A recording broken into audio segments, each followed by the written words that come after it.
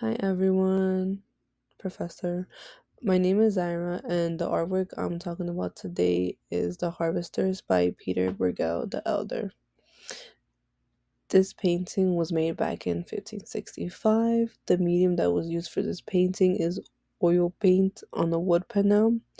It's also a pretty large painting that measures about 119 by 162 centimeters.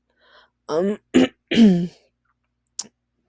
The painting is currently at the Metropolitan Museum of Art in New York. What makes the Harvesters immediately so interesting is it's not your regular everyday artwork, such as kings, myths, or a historical moment in the world, or cartoons. It it's honestly, to be honest, something powerful to paint about, and it's literally powerful choice because it treats everyday life like it's worthy of being the main subject of art. So your regular life basically being the main subject of art, and it's something that you don't usually see all the time.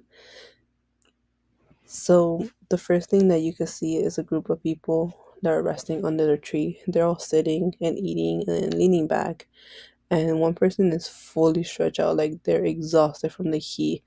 You can almost feel the tiredness through him within the painting. It's like the heavy summer feeling when the sun's been out and you're just tired. Like the heat makes you tired. I don't even think it's the labor thing, it's just the heat. But right next to that, you can also see people actively working, such as cutting weed, gathering it, stacking it, making like little huts or brooms with it. So in this scene, we can see that the artist Bruegel shows two sides of labor, the effort and the recovery.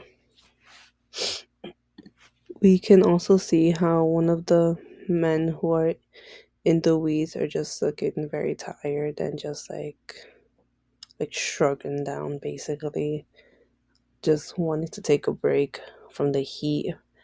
But as you move your eyes further back into the painting, the world opens up a little bit more and you see fields, paths, little clusters of people, and a village in the distance.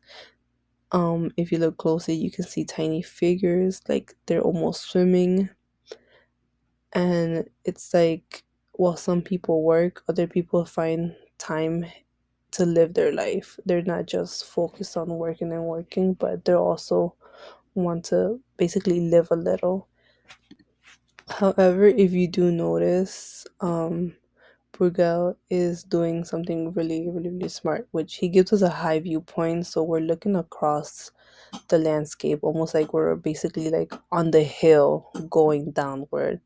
And so him doing that lets him fit a bunch of small stories at once. Because not only do you see the people that are resting, eating, gathering, you also see the people that are cutting up the weeds, gathering them. But in the further back, there's also more space where you see people are just living, such as swimming, and even the colors in the back change.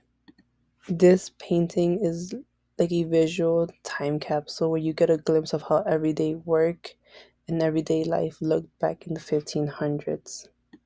How people dressed, what farming might have looked like, how communities moved through the day. More than anything, it's relatable. Even if you've never like harvested wheat in your life, you've definitely experienced the balance of having to work and needing rest.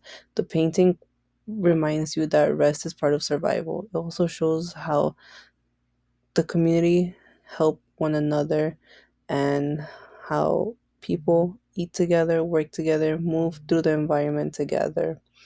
And it also, I think, in my opinion, should change how we think about what matters in art, because Bruegel basically elevates the ordinary to something meaningful and unforgettable, because he's showing us that everyday life, such as labor, heat, food, exhaustion, small joys, is worthy of attention. And I think that's something that we need now, especially in today's society, as sometimes we tend to forget the people that basically work in the fields or harvest, or we tend to forget about them a lot.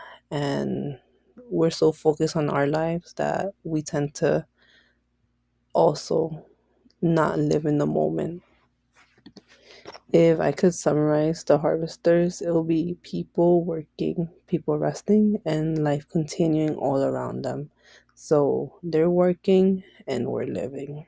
And sometimes I feel like that's how society is nowadays, especially with everything going on around the world, basically.